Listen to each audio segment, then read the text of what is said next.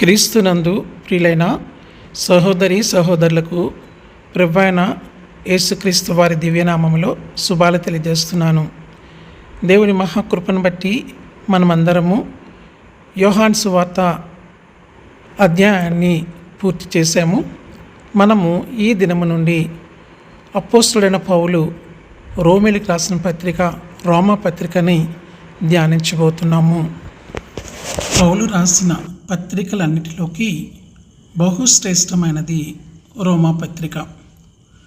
దేవుడు మనిషితో వ్యవహరించిన తీరంతటిలో ఇది ప్రాథమిక ప్రత్యక్షత.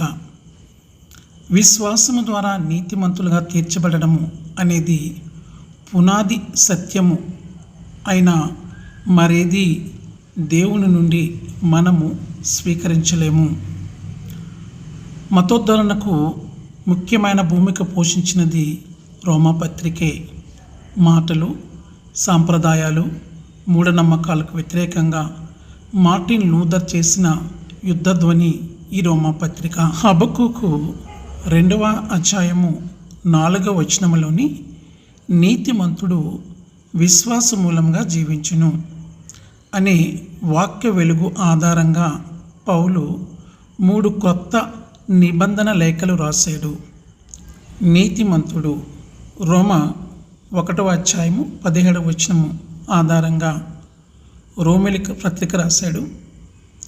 విశ్వాస మూలమున హెబ్రీ 10వ అధ్యాయము 38వ వచనం ఆధారంగా హెబ్రీలకు పత్రిక రాశాడు.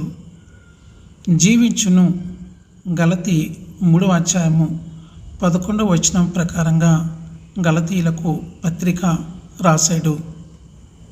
యోబు ఎప్పుడో అడిగిన ప్రశ్నలకు, అభ్యర్థనలకు ఈ పత్రిక జవాబు చెప్పుతున్నట్టుంది.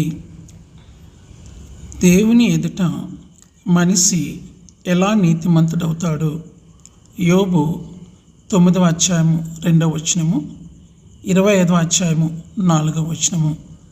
నీతిమంతులుగా తీర్చడము. మధ్యవర్తి కోసం ఆక్రందన.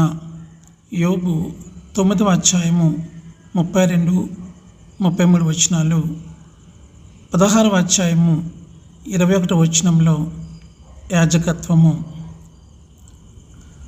అపవిత్రమైన దానిలో నుండి పవిత్రమైన దానికి దేవుడొక్కడే తీసుకురాగలడు.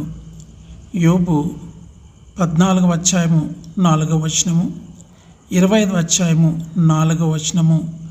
నరవతారము లేదా కన్య జన్మ.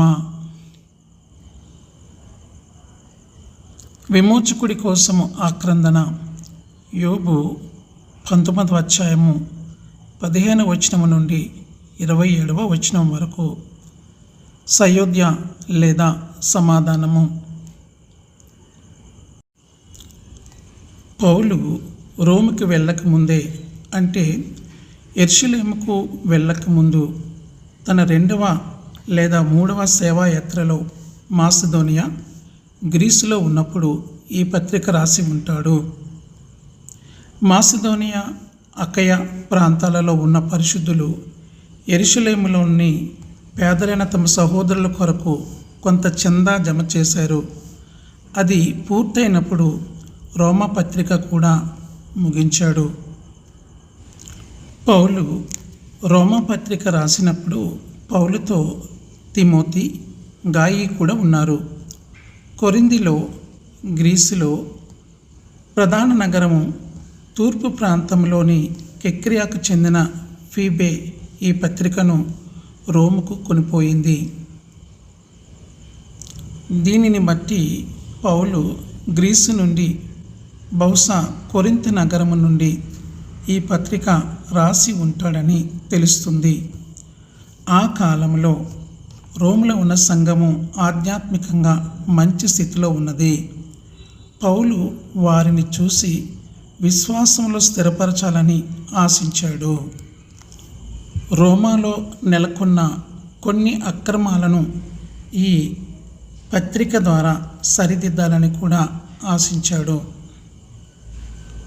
రోమ్లోని సంఘాన్ని పేతురు కానీ పౌలు కానీ లేక మరే ఇతర అపోస్తలులు కానీ స్థాపించినట్టు మనకు ఆధారాలు లేవు. పెంతెకోస్తు పండుగకు యెరూషలేము వచ్చిన యూదులు అక్కడ సంఘంగా కూడుకోవడము మొదలుపెట్టి ఉండవచ్చు, లేదా పౌలు ద్వారా రక్షణ పొందిన ఆసియా వాసులు కొందరు ప్రారంభించి ఉండవచ్చు.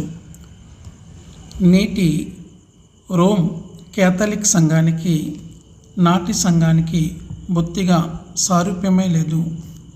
క్రియలు లేకుండా విశ్వాసము ద్వారా నీతిమంతులుగా తీర్చబడము అనే రోమా పత్రికలోని మౌలిక సిద్ధాంతానికి నేటి రోమ్ సంఘము తిలోదకాలిచ్చింది. స్నేహితులారా, ఈ రోమా పత్రిక రాయుటకు ముఖ్య ఉద్దేశము ప్రతి వ్యక్తి పాపియే ఉన్నాడు, అతనికి దేవుడిచ్చే రక్షణ ఆవశ్యకత ఉంది, అవసరం ఉంది. మన పాపముల నుండి రక్షించడానికి దేవుడు యేసు అను తన కుమారుని పంపించాడు. ఎవరైతే క్రీస్తును రక్షకునిగా విశ్వసిస్తారో వారి పాపములు క్షమింపబడి దేవునితో కూడా నిత్య జీవ ఆనందాన్ని పొందుతారు. ఇశ్రాయేలీయులు దేవుడు పంపిన యేసు అనే మెస్సయ్యను అనగా రక్షకుని నుండి తొలగిపోయారు. దేవుడు తన వాగ్దానము విషయంలో ఇప్పటికీ విశ్వసనీయుడే. ఆయన తన శేషాన్ని తిరిగి ఉద్ధరిస్తాడు. దేవుని కుటుంబానికి చెందిన మనము ఆయనకిష్టమైన జీవితం కలిగి ఉండాలి. ఆయన్ను ప్రేమించే మనము ఆయనను విధేయులుగా ఉండాలి. స్నేహితులారా, రోమా పత్రికలో మూలవాక్యము 3వ అధ్యాయము 23-24 వచనాలు. ఏ భేదము లేదు, అందరూ పాపము చేసి దేవుడు అనుగ్రహించు మహిమను పొందలేకపోవచ్చున్నారు.